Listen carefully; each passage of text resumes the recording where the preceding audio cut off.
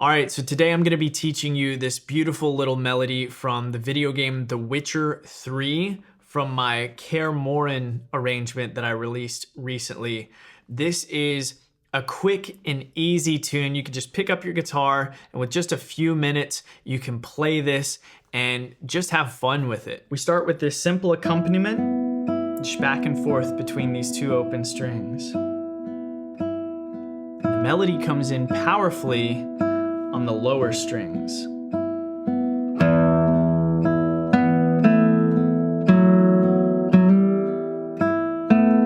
Then a quiet counter melody that climbs the fretboard like an echo. And we build to a harmony change.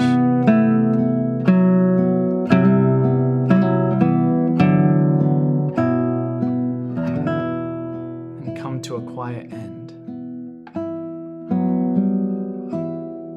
You can download my entire arrangement of this piece for free, link down below. This section starts at measure 28. So grab your guitar, follow along with me. We're gonna go through this measure by measure, and in just a matter of minutes, you're gonna be playing this for yourself and having a lot of fun with it. So starting right here in measure 28, you can see that accompaniment that I mentioned, that open E and open B, just back and forth, continues throughout this whole section. Now it should be this soft, steady drone, so make sure that you're playing with a really light touch back and forth between your fingers here.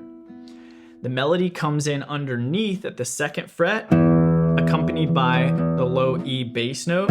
So make sure you're really digging in with your I finger on that 2nd fret of the D string to bring that melody out louder than the rest. Then the melody goes to the 4th fret of the 3rd string, then 2nd fret, and then 4th fret of the D string.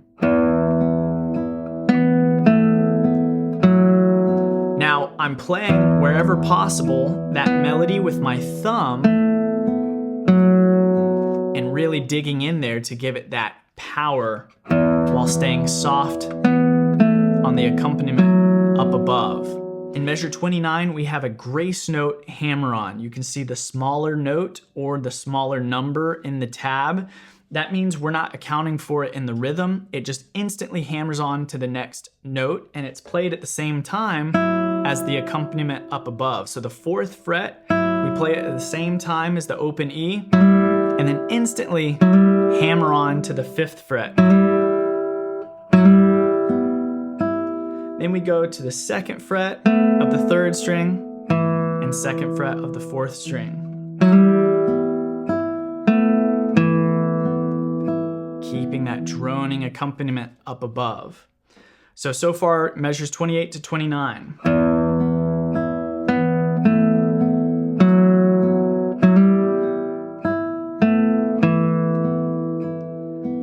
Then in measure 30, we have this counter melody come in. 4th fret, shift up to the 7th, shift up to the 9th,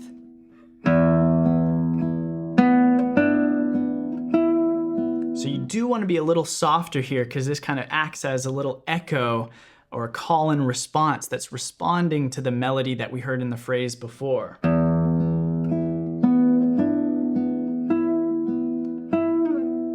Then in measure 31, we have another grace note, but this time we're sliding down. So as I play the open E up top, I play the 9th fret and immediately slide down to the 4th fret.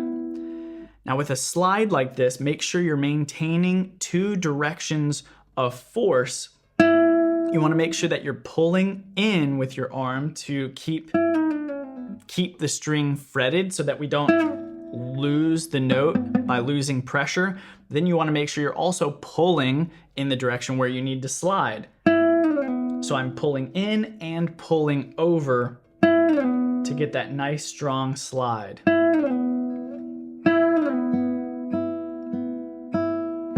Here we want to build a little bit. There's kind of a crescendo that's leading to the chord change that happens in measure 32. So as I'm playing, I'm getting a little louder on these drones. And then on that last beat, we've got this rhythmically what might look kind of crazy to you, this cool slur.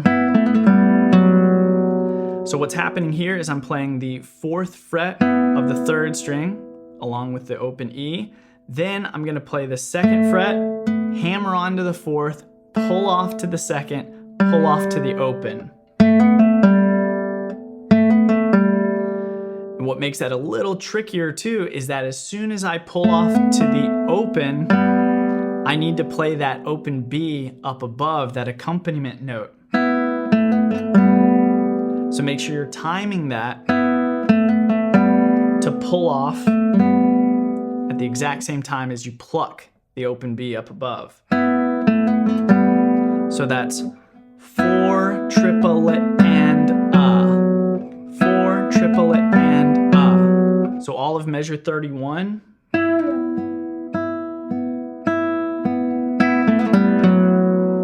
And that brings us to 32, where we have our first chord change. Now in the bass, our 2nd finger is playing the 3rd fret, this C, along with the melody at the 2nd fret. And then melody goes up to the 4th fret with our 3rd finger, and then the 2nd fret, and then the 4th fret of the D string. Now here, make sure you're holding down that 3rd fret bass note for the whole measure so that your bass line doesn't sound choppy and disconnected. Then in measure 33, while I'm still holding down that bass note, I'm gonna pluck 3rd fret, 4th fret, and then open E all together, and then immediately hammer on to the 5th fret. Now, you might find that this is kind of an awkward stretch. So anytime that you're struggling to reach a fret, consider what you can do to your hand position and your angle of approach to make that stretch easier. So instead of just trying to reach my 4th finger out to the side here to try to grab that 5th fret, recognize that if I rotate my hand position a little bit and bring my elbow in, look what that does to my 4th finger. It automatically pulls it into position over that 5th fret. So when I want to reach for that hammer on in measure 33, I can just pivot a little bit and then I just hammer on straight down rather than having to reach over. Then in beat 2 of measure 33, we've got 2 grace notes, which again, both of these notes are played at the same time as the open E up above. We're just doing an instant hammer on from the 4th fret to the 5th fret, and then pull off back to the 4th fret. To help with this, if you're having a hard time getting that clear, sometimes with pull-offs, especially this kind of awkward positioning here, when you try to pull off with your 4th finger, the whole string wants to move, and that weakens your pull-off. We need to make sure that the string stays very still so that your finger gives as you're pulling through rather than the string moving along with it. So to help with this, you can actually prepare the 1st finger early here. After this, our 1st finger is going to the 2nd fret, but you can go ahead and place that early, and that provides you extra stability on the string to help keep that string in place so that it doesn't move when you're hammering on and pulling off.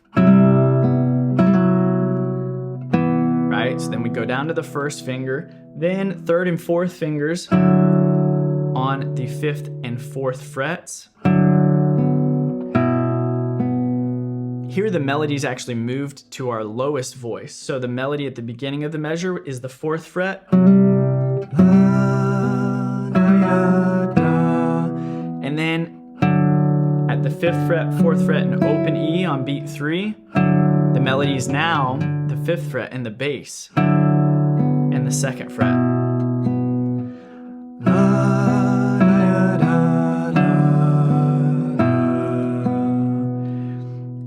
measure 34. We're gonna roll this chord. That's what that squiggly line means. Low E, 2nd fret, open D, high E. So rolling it, it's an arpeggio. So I'm gonna play P-I-M-A fingers in quick succession, and then hammer on to the 2nd fret of the D string right after. It's a cool effect. And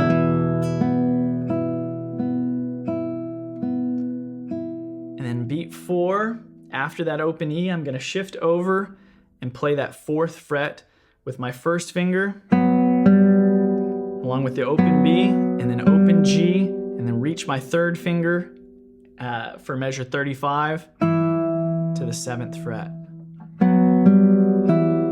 And there, I love that ending because you have this interesting clashing between the 4th fret and that open G.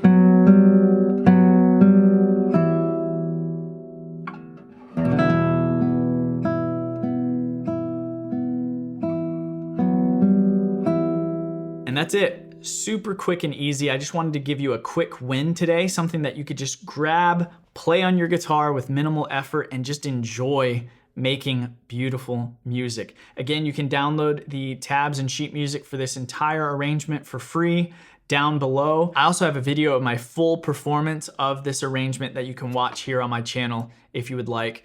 But thank you for watching. I hope you enjoyed this. That's all I've got for you today. I'll see you in the next one.